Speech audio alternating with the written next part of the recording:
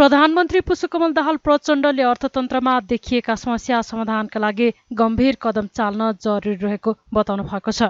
Nepal chamber of कमर्सको वार्षिक साधारण सभाको अवसरमा सोमबार काठमाडौँमा आयोजित कार्यक्रममा प्रधानमन्त्री प्रचण्डले आगामी आर्थिक वर्षको नीति कार्यक्रम र बजेट मार्फत केही नयाँ र गुणात्मक प्रकृतिका परियोजना अगाडि बढाउने र समस्या समाधानका लागि गम्भीर कदम चालिने बताउनु भएको हो।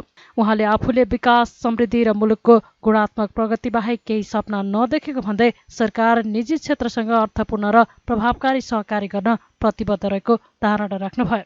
उहाँले पूर्वाधार निर्माण, औद्योगिक क्षेत्रको विकास, कृषिको आधुनिकीकरण गर्ने जस्ता विषयमा अझै बढी ध्यान पुर्याउन जरुरी रहेको बताउनुभयो। चुनौतीपूर्ण अवस्थामा रहेको अर्थतन्त्रमा सुधार ल्याउन निजी क्षेत्रसँग सहकारी गर्ने, निजी क्षेत्र मैत्री आर्थिक एवं मौद्रिक नीतिमा पहल गर्ने महत्त्वपूर्ण निर्णय आफूले यसअघि नै गरेको भन्दै उहाँले आफू व्यवसाय, वित्तीय संस्थाका प्रतिनिधि र आर्थिक क्षेत्रसँग सरोकार राख्ने सबैसँग निरन्तर छलफलमा रहेको जानकारी दिनुभयो। नेतृत्वमा गठन भएको सरकारले मन्त्री परिषदको पहिलो बैठकबाट नै चुनौतीपूर्ण अवस्थामा रहेको अर्थतन्त्रमा सुधार ल्याउन निजी क्षेत्रसँग सहकार्य गर्ने, निजी क्षेत्र मैत्री आर्थिक एवं मौद्रिक नीतिमा पहल गर्ने महत्त्वपूर्ण निर्णय गरेको थियो। त्यसयता व्यवसायी, वित्तीय संस्थाका प्रतिनिधि र आर्थिक क्षेत्रसँग सरोकार राख्ने सबैसँग अन्तर्क्रिया मैले गरिरहेको छु। देशको अर्थतन्त्र सङ्कटबाट सुधारतर्फ उन्मुख हुनुमा सरकारका प्रयासहरूको पनि महत्त्वपूर्ण भूमिका छ। अर्थतन्त्रका आधारभूत सूचकहरू प्रारम्भिक रूपमा सकारात्मक देखिएका छन्। म एउटा कुरा केही स्पष्ट गर्न चाहन्छु भने गएको 100 दिनमा कम्तीमा पनि अर्थतन्त्रमा केही सकारात्मक सङ्केतहरू छन्। जसरी भन्ने गरिएको छ सङ्कट छ भनेर अलि बढी नै भन्ने गरिएको छ, त्यस्तो स्थिति देशको अर्थतन्त्रको होइन। विदेशी मुद्राको सञ्चितको हिसाबले हामी 10 महिनाभन्दा बढीलाई पुग्ने सञ्चित हामीसँग छ। यो साँच्चै एउटा सकारात्मक र उत्साहवर्धक स्थिति नै हो। राजस्व सङ्कलनमा पक्कै पनि चुनौती छन्, तर गएको 3 महिनाको रेकर्ड हेर्ने हो भने हामी बिस्तारै त्यसमा पनि प्रगतितिर अगाडि बढिरहेका छौँ। धेरै चिन्ता गर्नुपर्ने स्थिति छैन। चोरी पैसारी रोक्नेदेखि चाहिँ अन्य सबै उपायहरू अवलम्बन गरिएको छ। अर्थतन्त्रमा जस्तो ब्याङ्क ब्याज दर घटाउने बारेमा मैले राष्ट्र ब्याङ्क अनि अर्थ मन्त्रालय, प्रधानमन्त्री कार्यालयको बिचमा लगातार बैठक गरेको छु। निजी क्षेत्रसँग पनि लगातार सहकार्य भइरहेको छ।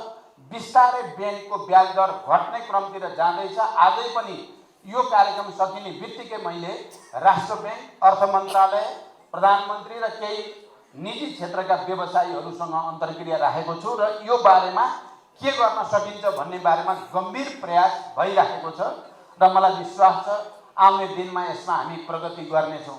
हामी एउटा अठोट लिएर अगाडि बढेका छौँ। हाम्रो पहिला पोहोर साल जस्तो एउटा आतङ्क जस्तो बनाउने स्थिति भनिने गरिन्थ्यो, अहिले त्यो स्थिति चाहिँ छैन। तर यसो भन्नुको अर्थ सबै समस्या समाधान भयो, अब ढुक्क भयो हुन्छ भन्ने चाहिँ होइन। अहिले पनि अर्थतन्त्रमा जटिलताहरू छन्। हामीले केही गम्भीर प्रयास गर्नुपर्ने आवश्यकता छ र सरकार त्यो दिशामा र प्रधानमन्त्रीको हैसियतले मैले एउटा सङ्कल्प आउने नीति कार्यक्रम र बजेट परम्परागत नहोस्, त्यो अलिकति गुणात्मक प्रकृतिको होस्, परिणाममुखी होस् र यसले सार्वजनिक र निजी क्षेत्रको सहकार्यलाई गुणात्मक रूपले नयाँ ठाउँमा उठाउन सकोस् र जनताले जे अपेक्षा गरेका छन् त्यो अपेक्षा सम्बोधनमा यसको प्रकृति पहिलाको भन्दा फरक होस्, नयाँ होस् भन्ने मैले सोचिरहेको छु र तपाईँहरू निजी क्षेत्रसँग सम्बन्धित सङ्घ संस्था र प्रतिनिधि र नेताहरूको मैले अलि बढी नै सहयोगको अपेक्षा गरेको छु। किनकि तपाईँहरूको सहयोग बिना हामीले देशमा आर्थिक समृद्धि, रोजगारी सृष्टि र जे जनताको अपेक्षा छ त्यसलाई पुरा गर्न सम्भव छैन। म त्यसको निम्ति पनि तपाईँहरूसँग गम्भीर अपिल गर्न चाहन्छु। अहिले सरकार निजी क्षेत्रसँग अर्थपूर्ण र प्रभावकारी सहकार्य गर्न सङ्कल्पबद्ध छ। यस्तो सधैँ भेटिँदैन। विकास, समृद्धि र गुणात्मक प्रगति बाहेक अरू कुनै सपना मैले अहिले देखेकै छैन। त्यसकारण यसमा तपाईँहरूको सहयोग आवश्यक छ। मुलुकभित्र मुख्य गरी आन्तरिक उत्पादन र रोजगारी बढ्न नसकेमा अन्य क्षेत्रका उपलब्धि दिगो रहन सक्दैन भन्ने कुरा यसअघि अन्य मुलुकको उदाहरणबाट देख्यौँ। अहिले हामीले भोगिरहेका छौँ। अर्थतन्त्र सुधारतर्फ उन्मुख भइरहे पनि पूर्णतः सङ्कटमुक्त भने भइसकेको छैन। मैले भनि नै सकेँ, अर्थतन्त्रमा सुधार ल्याई सामाजिक न्याय, सुशासन र समृद्धिको लक्ष्यमा तीव्रताका साथ अगाडि बढ्न सरकार प्रतिबद्ध छ। यसका निम्ति सरकारलाई चेम्बर लगायत निजी क्षेत्रको पूर्ण सहयोग रहनेछ भन्ने विश्वास पनि म व्यक्त गर्न चाहन्छु। त्यस्तै अर्थमन्त्री डाक्टर प्रकाश शर्माले ऋण नै तिर्न सक्दैनौँ भन्ने अभियानलाई राज्यले स्वीकार गर्न नसक्ने भन्दै ब्याज दरका समस्यामा समाधान खोज्नुपर्ने बताउनुभयो। उहाँले निजी सहकार्य बिना मुलुकको आर्थिक समृद्धि तथा रोजगारी सम्भव नभएको भन्दै निजी व्यवसायको समस्यालाई सरकारले आफ्नो समस्याका रूपमा लिँदै समाधानको बाटो खोजिने धारणा राख्नुभयो। पछिल्लो समय अर्थतन्त्रमा केही समस्या आएको भए पनि पुरै नकारात्मक नरहेको उहाँको भनाइ छ। क्षेत्र भनेको हाम्रो चाहिँ साझेदार राज्य र निजी क्षेत्रको साझेदारीमा मात्रै हामीले अर्थतन्त्रलाई चाहिँ अगाडि बढाउन सक्छौँ। किनकि हामीले त यो भनेका छौँ कि राज्यले, सरकारले इसेन्सियल सर्भिसेस, सोसल सर्भिसेस, पूर्वाधारको विकासमा मूलभूत रूपमा केन्द्रित हुने हो। तर आर्थिक वृद्धिको, आर्थिक समृद्धिको, उद्योग व्यवसायको विस्तारको जिम्मेवारी निजी क्षेत्रको काँधमा छ। त्यसकारण निजी क्षेत्रको समस्या भनेको हाम्रो समस्या हो। किनभने तपाईहरु चलायमान हुनु भएन भने आर्थिक वृद्धि सम्भव छैन, लगानी वृद्धि भएन भने आर्थिक वृद्धि सम्भव छैन, रोजगारी वृद्धि सम्भव छैन, त्यो भएन भने राजस्व वृद्धि सम्भव छैन। राजस्व वृद्धि सम्भव भएन भने हामीले चाहेको जस्तो क्षेत्रमा हामी लगानी गर्न सक्दैनौँ। जसरी हामी चाहिँ अब गरिबी दरलाई घटाउने कुरा गरिराखेका छौँ, साक्षरता दर, हेल्थ सर्भिसको पहुँचलाई गुणस्तर बनाउने कुरा गरिराखेका छौँ, त्यो चाहिँ रिसोर्समा निर्भर गर्छ। रिसोर्स छैन भनेदेखि तपाईँले गर्छु भन्दैमा केही पनि हुनेवाला छैन। ऋण ल्याएको छ, अब ऋणै तिर्नु पर्दैन भन्ने अभियान चलाइरहेका छन्। त्यो कुनै पनि हालतमा राज्यले त्यसलाई चाहिँ सहन सक्दैन। हो, जहाँ समस्या छ, ब्याज दरको समस्या भयो, अप्ठ्यारो पर्यो, समयमै ऋण फिर्ता गर्न, ब्याज फिर्ता गर्न समस्या पर्यो, त्यसमा हामीले राहत दिनुपर्छ। दुईमा छैन, तर ऋण लिएको छु म फिर्दै गर्दिनँ भन्न कसैले पनि पाउँदैन। तर राहत दिनुपर्छ, ब्याज दरका समस्याहरूलाई एड्रेस गर्नुपर्छ। हामीले राष्ट्र ब्याङ्कसँग कुरा गरिराखेका छौँ। अहिले जुन टाइट मोनेटरी पोलिसीलाई चाहिँ राष्ट्र ब्याङ्कले, सेन्ट्रल ब्याङ्कले फलो गरेका छ। हाम्रो यो चाहिँ त्यसको मूल लक्ष्य भनेको चाहिँ प्राइस कन्ट्रोल। कार्यक्रममा चेम्बर अफ कमर्सका अध्यक्ष राजेन्द्र मल्लले लघुवित्त लगायतका क्षेत्रमा देखिएका समस्या समाधानका लागि सरकार गम्भीर हुनुपर्ने बताउनुभयो। मुलुकको बृहत्तर आर्थिक समृद्धिका लागि नेपाल चेम्बर अफ कमर्सले आवश्यक सुझावहरू दिइरहेको र यसमा सरकारको पूर्ण सहयोग हुने अपेक्षा गर्नुभयो।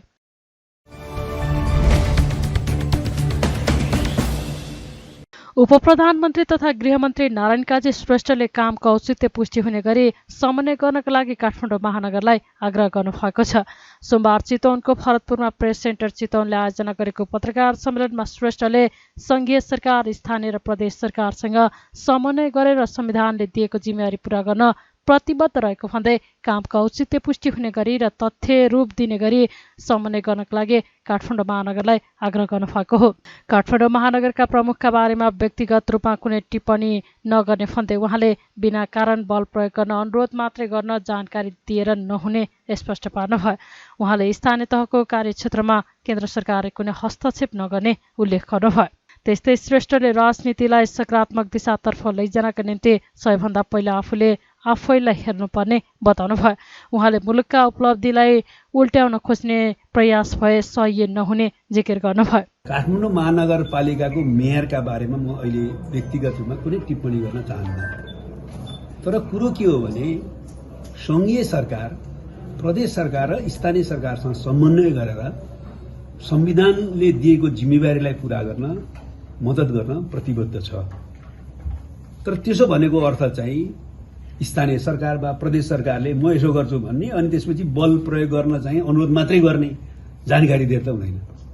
यो बारेमा मैले महानगरपालिकाका प्रमुखज्यूलाई प्रश्न भनेको छु, काठमाडौँ महानगरपालिकालाई, तपाईँले गर्न खोजेको कामको औचित्य पुष्टि हुने गरी, तथ्यहरू दिने गरी अलिकति एउटा निष्कर्षमा त पुग्न पर्यो नि, होइन? तपाईँ आफैले मात्रै गर्न सक्ने कुनै काम छ भने तपाईँको कार्यक्षेत्रभित्र हामी केही हस्तक्षेप गर्दैनौँ, तर तपाईँले संघीय सरकार वा प्रदेश सरकारको कुनै संलग्नता वा सहयोग चाहिएको छ भने त त्यो कुरा चाहिँ हामीले गर्ने प्रक्रिया अगाडि बढ्दाखेरि त्यो तथ्यसम्मत छ, यो ठिक छ भन्ने कुरा हामी कन्भिन्स हुने गरी तपाईँले तथ्य त राख्नु पर्यो नि त। त्यो प्रक्रियामा मात्रै हामीले चाहिँ उहाँसँग अपेक्षा गर्ने हो। अरू उहाँले नै गर्ने काम उहाँले गर्नुहुन्छ, ठिक छ।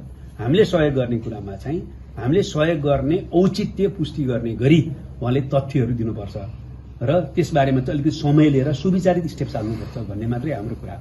नेपालको राजनीतिलाई हामीले सकारात्मक दिशातिर लैजानका निम्ति सबभन्दा पहिले आफैले आफूलाई हेर्नुपर्छ। अरूको निम्ति चाहिँ ठुल्ठुलो कुरा गरिदिने, आफूलाई नहेर्ने, आफ्नो सन्दर्भमा सबैले प्रश्न देखेका कुरा पनि त्यो चाहिँ छुट पाउनु पर्ने र चाहिँ अर्काको निम्ति चाहिँ बोल्ने प्रवृत्ति जो सुकैको होस् नेपालको राजनीतिमा जो देखा पर्छ, यसलाई चाहिँ हामीले सच्याउनुपर्छ। तपाईँहरूको पनि सहयोग चाहिएको छ। त्यसैले मैले त भन्दै आएको छु, राजनीति सफा गर्ने आन्दोलन चाहिएको छ। क्लिन पोलिटिक्स चेन्ज कन्ट्री भन्छु म चाहिँ। कारण त्यसबारेमा सबैले त क्लिन पोलिटिक्स भन्नलाई सबभन्दा पहिले त आत्मसमीक्षा गर्नु पर्यो नि।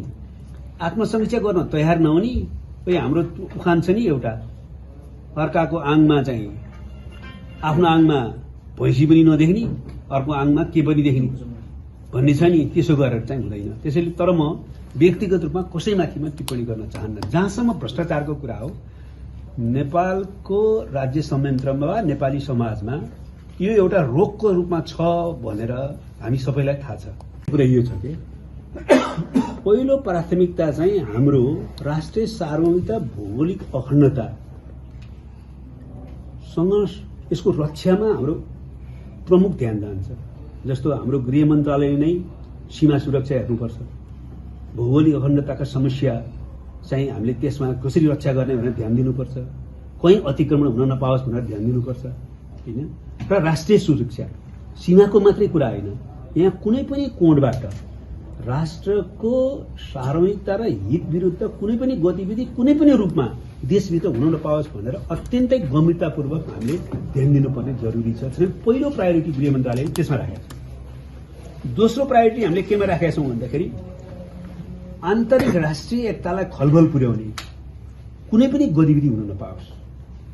यहाँभित्र जातीय सद्भाव चाहिँ भड्काउने वा धार्मिक सद्भाव भड्काउने चाहिँ काम कहीँ कतैबाट हुनुहोस्, वा नेपाली जनताले लडेर सङ्घर्ष गरेर ल्याएको परिवर्तनलाई होइन संस्थागत गरेर त्यसको प्रयोग सबैले गर्न पाउने वातावरण सुनिश्चित गर्नुपर्नेमा त्यसलाई नै पछाडि फर्काउने प्रतिगमनकारी हरकत कसैले गर्दाखेरि हामी छुट दिँदैनौँ। उहाँले नागरिकताका कतिपय विषयमा राष्ट्रिय सहमति आवश्यक रहेको भन्दै सबै दलहरूसँग छलफल गरेर समस्याका समाधान खोजिने धारणा राख्नुभयो।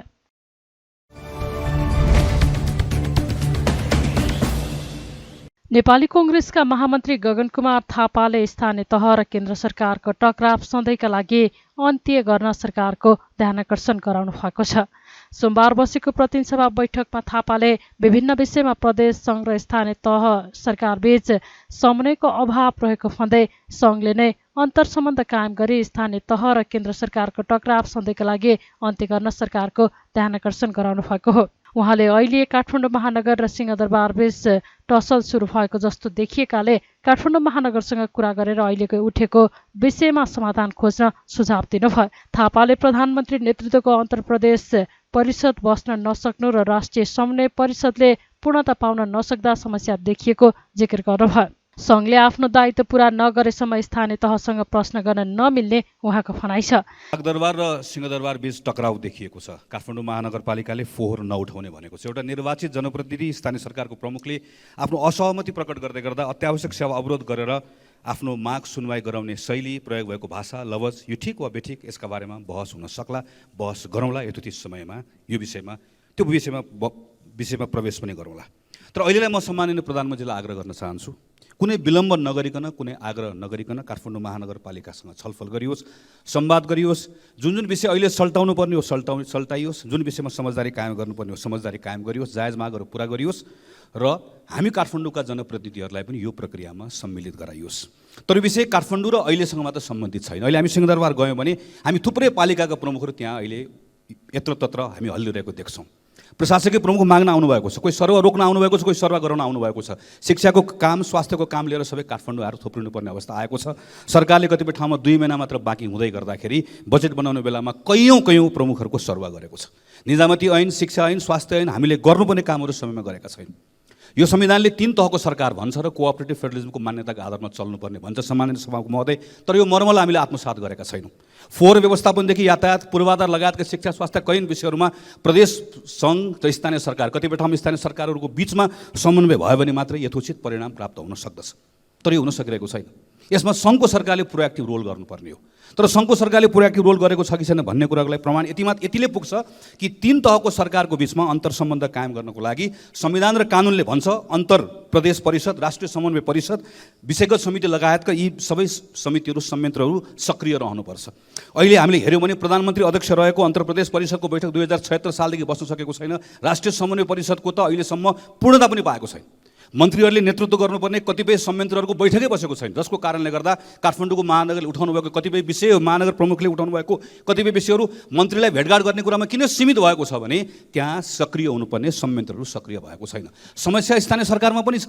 स्थानीय पालिकाहरूले गर्नुपर्ने कतिपय कामहरू गरेका छैनन्। तर सङ्घको सरकारले गर्नुपर्ने यी कामहरू, बनाउनुपर्ने कानुनहरू बनाइदियो, दिनुपर्ने स्रोतहरू दियो, गर्नुपर्ने निर्णयहरू सही समयमा गर्यो भने त्यो बेलामा स्थानीय सरकार र प्रदेश सरकारलाई पनि तिमीले आफूले प्राप्त गरेको अधिकार अनुसार तिमीले गर्नुपर्ने कामहरू सही समयमा सही काम गर्यो कि गरेनौ, तिम्रो नियत ठिक छ कि छैन भनेर प्रश्न गर्न पाइन्थ्यो। तर जबसम्म सङ्घको सरकार यो काम गर्दैन त्यो बेलामा स्थानीय सरकारले प्रश्न गर्ने हामीसँग नैतिक अधिकार रहँदैन। त्यसैले सम्माननीय सभामुख महोदय मार्फत म आग्रह गर्न चाहन्छु, काठमाडौँ महानगरपालिकासँग देखिएको टकरावलाई सम्बोधन गर्नका निम्ति आजै सम्माननीय प्रधानमन्त्रीजीले पहल कदमी लिएर काठमाडौँ महानगरपालिकासँग संवाद गरियोस्, यो विषय टुङ्ग्याइयोस्। तर सँगसँगै यो विषय एकपल्ट टुङ्गियो भनेर यसलाई खाली नराखियोस्, यतिकै नछोडियोस्। यो सँगसँगै खास गरिकन सङ्घको सरकारले गर्नुपर्ने, बनाउनुपर्ने कानुन संशोधन ल्याइयोस्। हामी काम गर्न तयार छौँ। यो संयन्त्रलाई क्रियाशील बनाउनुपर्ने संयन्त्रलाई क्रियाशील बनाइयोस् र स्थानीय सरकारहरू काठमाडौँमा आएर सिंहदरबार वरिपरि घुम्नुपर्ने अवस्थालाई अन्त्य गरियोस्, यो माग राख्न चाहन्छु। त्यस्तै बैठकमा एमाले नेता रगजित पन्तले भारतीय सुरक्षा संयन्त्र अमृतपाल सिंहलाई खोज्न नेपाल आउनु कानुन विपरीत भएकाले सरकारले गम्भीर ध्यान दिनुपर्ने बताउनुभयो। उहाँले बाह्य देशको सुरक्षाकर्मीलाई नेपालको कुनै पनि कानुनले नेपालभित्र पसेर खोजबिन गर्ने अधिकार नदिएकाले पनि सरकार सतर्क हुनुपर्ने जिकिर गर्नुभयो। अमृतपाल खोज्न भारतीय सुरक्षाकर्मी नेपाल आउँदा मुलुककै सुरक्षा संयन्त्रमाथि अविश्वास पैदा भएको उहाँको भनाइ छ। बाँकेको जमुना नाका भएर भारतीय सुरक्षा संयन्त्रका कर्मचारीहरू नेपाल प्रवेश गरेका छन् र उनीहरू अमृतपाल खोज्न भनेर आएका छन् भन्ने समाचारहरू छापेको छ। कुनै पनि बाह्य देशको सुरक्षाकर्मीलाई नेपालको कुनै पनि कानुनले नेपालभित्र पसेर त्यसरी खोजबिन गर्ने अधिकार दिएको छैन। नेपाल एउटा स्वतन्त्र सार्वभौम देश हो। यसले आफ्नो आत्मनिर्णयको अधिकार आफै प्रयोग गर्छ। यसले ठुला अरू देशले बाट भागेर आएका अपराधीहरूलाई पनि नेपालको सुरक्षा संयन्त्रले पक्रेको छ। उदाहरणको लागि हामी चार्ल्स स्वराजको घटना हेर्न सक्छौँ। धेरै देशको सुरक्षा संयन्त्रलाई छल्यो तर नेपालमा आएर पक्राउ परेर जेल जीवन बिताएर गयो। हाम्रो सुरक्षा संयन्त्रमाथि अविश्वास उत्पन्न हुने गरी भारतीय सुरक्षाकर्मीहरू यहाँ आएर यसरी खोजिरहेका छन् अमृतपाल सिंहलाई भन्दाखेरि हाम्रो सुरक्षा संयन्त्रमाथि अविश्वास उठ्यो र नेपालको कानुनले यो एलाउ गर्दैन भने यसरी बाह्य देशका सुरक्षाकर्मीहरू नेपालभित्र बलजफ्ती पस्ने कुरा उपयुक्त होइन। नेपाल सरकारले यसबारेमा अविलम्ब नेपाली जनता र यो संसदलाई जानकारी गराउनुपर्छ। त्यति मात्र होइन सभामुख महोदय, पटक खुला सिमानाको दुरुपयोग भएर यता अपराध गरेर उता जाने, उता अपराध गरेर यता आउने लामो समयदेखि यस्तो प्रक्रिया चलिरहेको हुँदाखेरि यो खुला सिमाना तस्करीको अपराधको अखडा हुने एउटा उदाहरणहरू पटक देखेको हुँदाखेरि यो खुला सिमानालाई नियन्त्रण गर्न र बाह्य यस्तो हस्तक्षेपलाई, बाह्य सुरक्षाकर्मीहरू यसरी आउने प्रक्रियालाई रोक्न नेपाल सरकारले के सोचिरहेको छ र यो घटनाबारे नेपाल सरकारले अविलम्ब संसदलाई जानकारी गराओस् भन्ने सभामुख महोदय मार्फत माग राख्न चाहन्छु। अहिले विखण्डनको आन्दोलन गरेका अमृतपाललाई भारतीय प्रहरीले खोजिरहेको छ भने उनी नेपाल आएको हुन सक्ने भन्दै नेपाल स्थित भारतीय दूतावासले नेपाललाई पत्र समेत लेखेको समाचार प्रकाशित भएका थिए।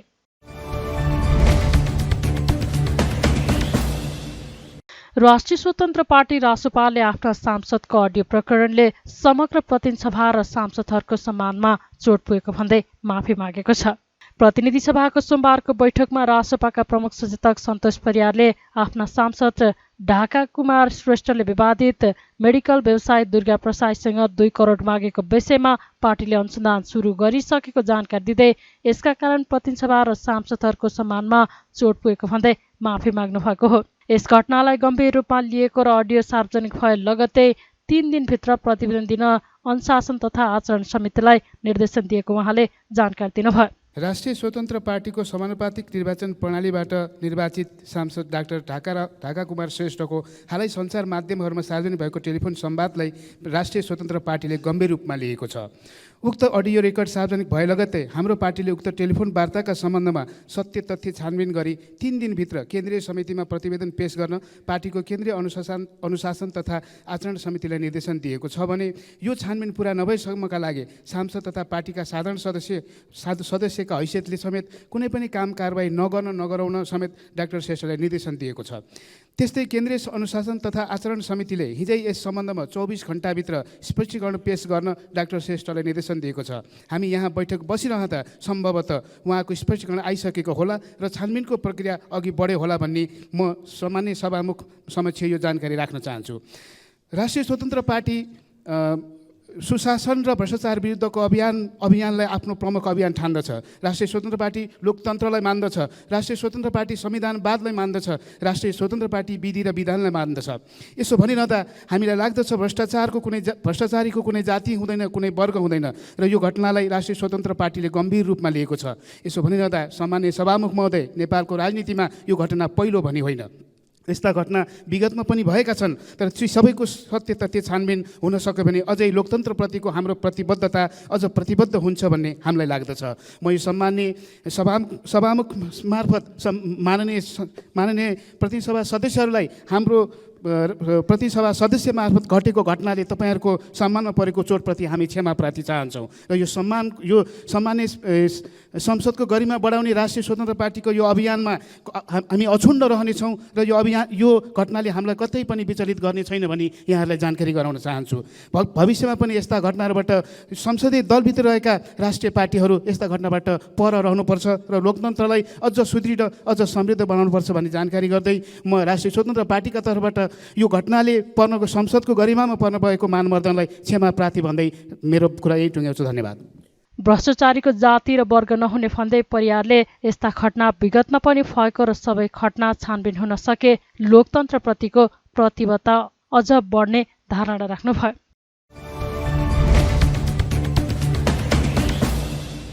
विभिन्न माग राख्दै आन्दोलनरत मिटर ब्याज पीडित र सरकारी प्रतिनिधि बीच भएको वार्ता बिना निष्कर्ष सकिएको छ।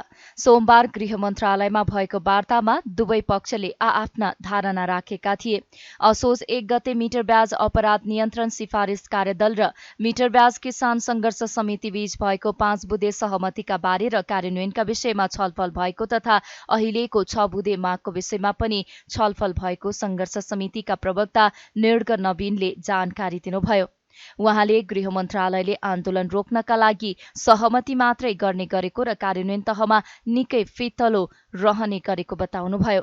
नवीनले मिटर ब्याजसँग सम्बन्धित सम्पूर्ण फर्जी लिखित मन्त्री परिषद स्तरीय निर्णयबाट अवैध घोषणा गर्दै पीडितलाई क्षतिपूर्तिको व्यवस्था गर्नुपर्ने आफूहरूको प्रमुख माग रहेको बताउनुभयो। हाम्रो 3 घण्टा जति छलफल भयो। सर्वप्रथम हामीले छलफल चाहिँ असोज 1 गते मिटर ब्याज अपराध नियन्त्रण सिफारिस कार्यदल र मिटर ब्याज तथा ठगी विरुद्ध किसान मजदुर संघर्ष समितिले गरेको 5 बुँदे सहमतिका विषयमा छलफल गऱ्यौँ। त्यो सहमति कार्यान्वयनका जटिलता, त्यो सहमति त्यतिखेर भएका अध्ययनहरूका विषयमा अलि लामो छलफल गऱ्यौँ।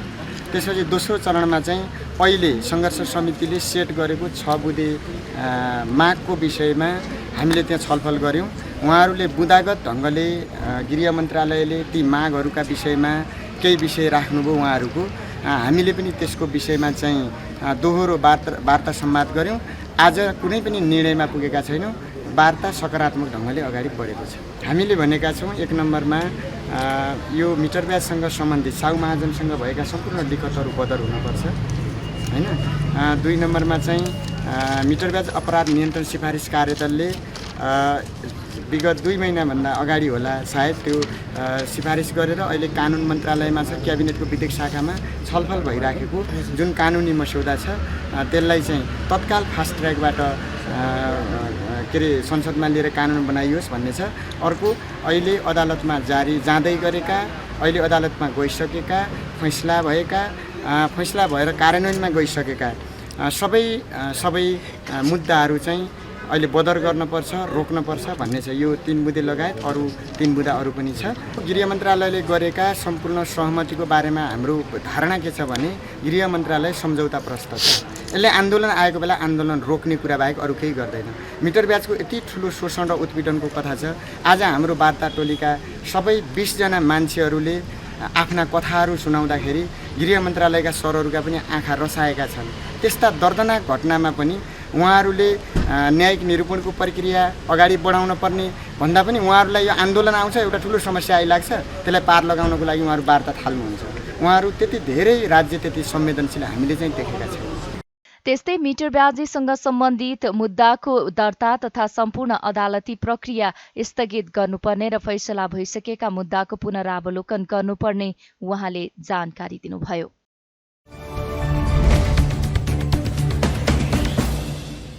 काठमाडौँको गोकर्णेश्वर नगरपालिका बेसी गाउँमा रहेको चक्र स्मृति पाठशालाले आगामी शैक्षिक सत्रमा निशुल्क पठन पाठन गराउने भएको छ।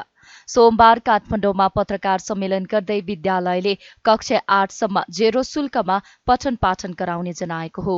आर्थिक अभावका कारण शिक्षाबाट वञ्चित हुनुपर्ने अवस्थालाई अन्त्य गर्नका लागि निशुल्क पठन पाठन गराउने विद्यालय व्यवस्थापन समितिका अध्यक्ष राजु सुनारले जानकारी दिनुभयो। उहाँले कक्षा 8 सम्म अनुमति प्राप्त भएकाले त्यही अनुसार पठन पाठनको व्यवस्था गर्ने बताउनुभयो।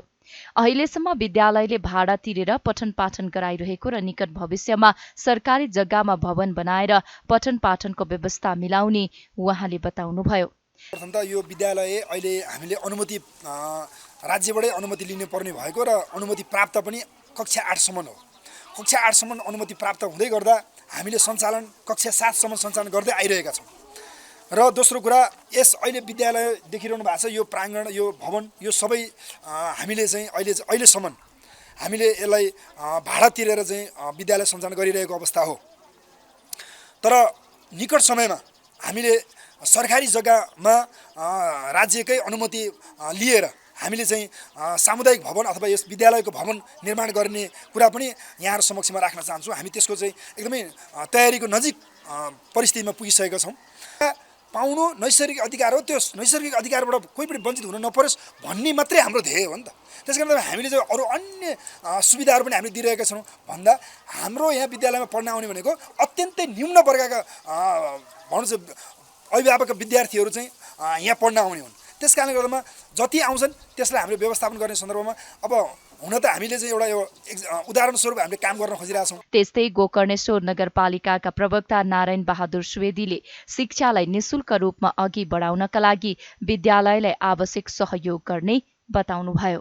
गोकर्णेश्वर नगरपालिका 5 नम्बर वडा र मैले व्यक्तिगत तर्फबाट पनि यो विद्यालयलाई यो एउटा दीर्घकालीन रूपमा सञ्चालनको लागि आवश्यक सहयोग म गर्नेछु भन्ने कुरा यसै पत्रकार सम्मेलन मार्फत म भन्न चाहन्छु।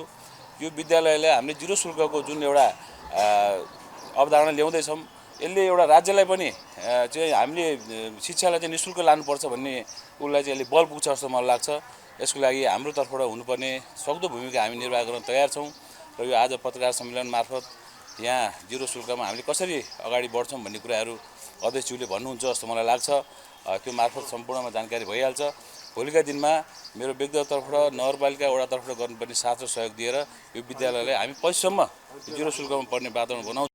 6 वर्ष अघि स्थापना गरिएको चक्र स्मृति पाठशाला गैर नाफामुखी संस्था हो, जसले आर्थिक अवस्था कमजोर भएका परिवारका बालबालिकाका साथै मजदुरहरूको बालबालिकालाई निःशुल्क शिक्षा प्रदान गर्दै आइरहेको छ।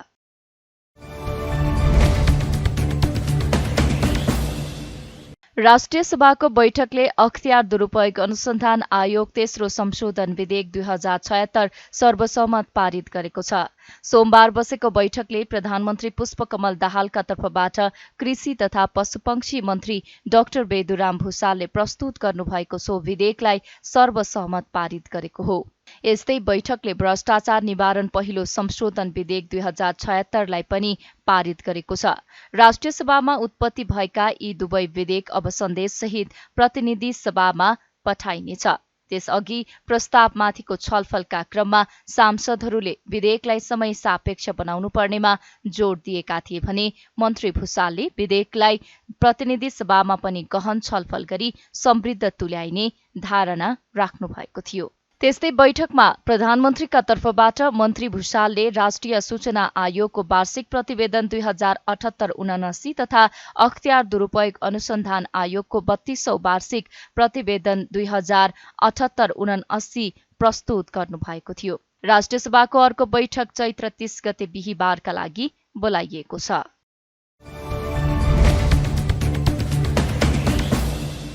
सशस्त्र द्वन्द्वका कारण पीडित सुरक्षाकर्मीका परिवारले काठमाडौँमा धरना दिएका छन्। पीडकलाई उन्मुक्ति दिन ल्याइएको विधेयक संशोधन गर्नुपर्ने भन्दै द्वन्द्व पीडित सुरक्षाकर्मी परिवार संघले सोमबार काठमाडौँको नयाँ बानेश्वरमा धरना दिएका हुन्। उनीहरूले सशस्त्र युद्धका बेला ज्यान गुमाएका र अङ्गभङ्ग भएका व्यक्तिका परिवारलाई क्षतिपूर्तिको माग गर्नुका साथै पीडकलाई उचित सजायको व्यवस्था गर्न माग गरेका छन्।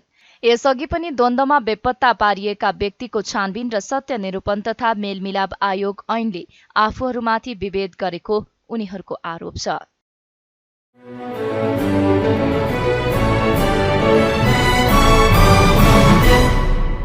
फ्रान्सका राष्ट्रपति इमानुएल म्याक्रोले युरोपलाई अमेरिकामाथिको आफ्नो निर्भरता घटाउन सुझाव दिएका छन्। बीबीसीका अनुसार उनले ताइवानको मुद्दामा युरोपेली देश चीन र अमेरिकाको बीचमा आउन नहुने प्रतिक्रिया समेत दिए। चीनले ताइवानसँग जोडिएको क्षेत्रमा सैन्य अभ्यास गरिरहेको बेला 3 दिने चीन भ्रमण गरेर फर्कने बेला उनले दिएको अभिव्यक्तिलाई अर्थपूर्ण मानिएको छ। म्याक्रोले आफ्नो चीन भ्रमणको उद्देश्य युक्रेन समस्या अन्त्य गर्न चीनिया नेतृत्वलाई दबाब दिनु रहेको बताएका छन्। युरोपको पोलिटिको अखबार र 2 फ्रान्सेली पत्रकारहरूसँग कुरा गर्दै म्याक्रोले युरोप कूटनीतिक स्वायत्ततामा उभिनु पर्नेमा जोड दिए। चीनका राष्ट्रपति सी जिनपिङलाई भेटेपछि बेजिङदेखि गङझाउ जाने विमानमा अन्तर्वार्ता दिएका म्याक्रोले सरकारभन्दा बाहिरको समस्यामा फसेर युरोपले ठूलो जोखिम लिइरहेको र यसबाट युरोप आफ्नो रणनीतिक स्वायत्तता अपनाउनबाट चुकिरहेको टिप्पणी गरेका छन्।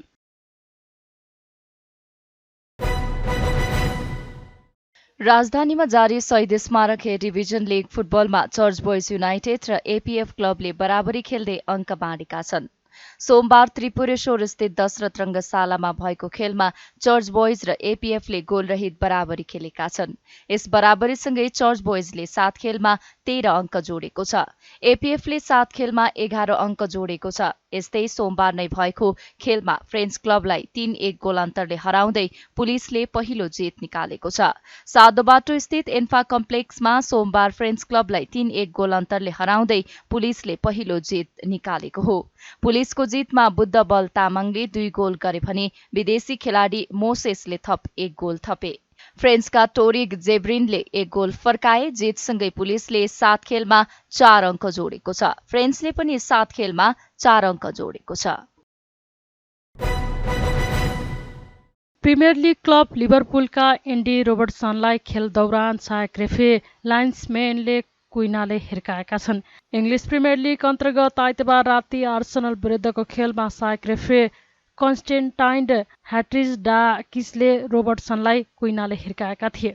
पहिलो हाफको खेलपछि रोबर्टसन सहायक रेफरी कन्स्टेन्टाइनको नजिक पुगेर केही भनिरहेका थिए। त्यही बेला सहायक रेफरी कन्स्टेन्टाइनले कुइनाले रोबर्टसनको चिउँडोमा प्रहार गरेर अघि बढेका थिए। आर्सेनल र लिभरपुल बीचको त्यस खेल 2-2 गोलको बराबरीमा सकिएको थियो। रोबर्टसनलाई सहायक रेफरीले प्रहार गरेपछि रेफरीहरूको प्रशासकीय निकाय पीजीएमओएलले घटनाको अनुसन्धान गर्ने भएको छ। पीजीएमओएलले एक विज्ञप्ति निकाल्दै घटनाबारे जानकारी भएको र अनुसन्धान गरिने जनाएको छ।